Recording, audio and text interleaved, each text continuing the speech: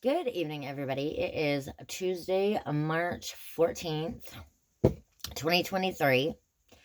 It is 10:37 in the morning. Okay, this is part 6 of the Brothers Karamazov.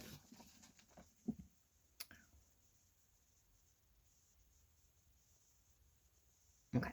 There is indeed no absolute authorial voice in the Brothers Karamazov.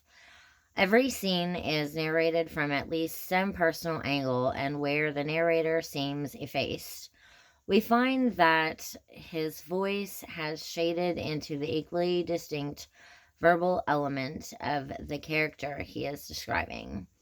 These transitions are masterfully done.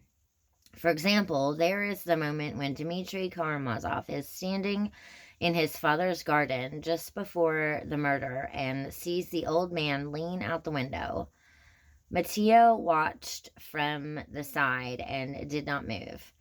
The whole of the old man's profile, which is found so loathsome, the whole of his drooping Adam's apple, his hooked nose smiling in sweet expectation, his lips, all was brightly lit from the left by the slanting light of the lamp shining from the room.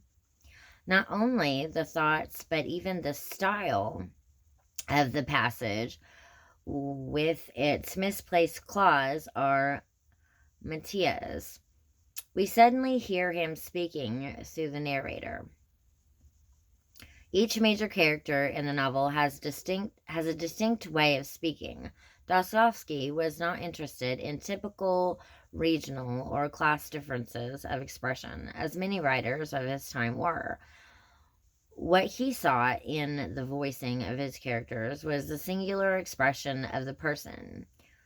He delighted in the richness of spoken language, its playfulness, its happy mistakes, its revealing quirks, and its peculiarities.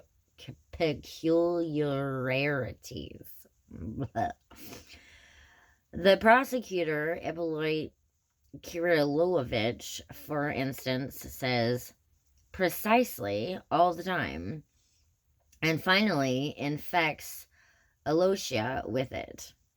The attorney Fetukovich habitually says robbed when he means stolen, and at one point declares 3 of the 5 possible suspects in the murder completely irresponsible.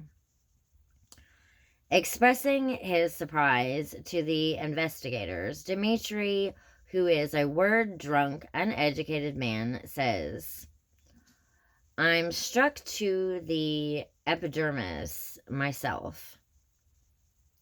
But these examples do no more than hint at the comedy of style that pervades the brothers Karamazov. Life is full of the comic and is only majestic in its inner sense. Dostoevsky wrote to a friend in 1879. He was talking about Book 6, The Russian Monk, which he had just finished. But the comment is revealing of the novel as a whole. It may surprise some readers to learn that The Brothers Karamazov is also a comic novel. Dostoevsky is often described as a dark and brooding man, and his novels have been called novel tragedies. There is some truth to that, but it can be misleading. The darkness in The Brothers Karamazov is real darkness, the darkness of evil, not a product of the author's state of mind. And that brightness, that is, the lightness, is also real. It is rooted in the word, the ambiguous expression of human freedom, not in any uplifting ideology. The comedy of style in the novel embodies movement and joy. It reveals the limits of language, but also the freedom of language. One might also say the freedom from language. That's all for this video. Thank you for watching.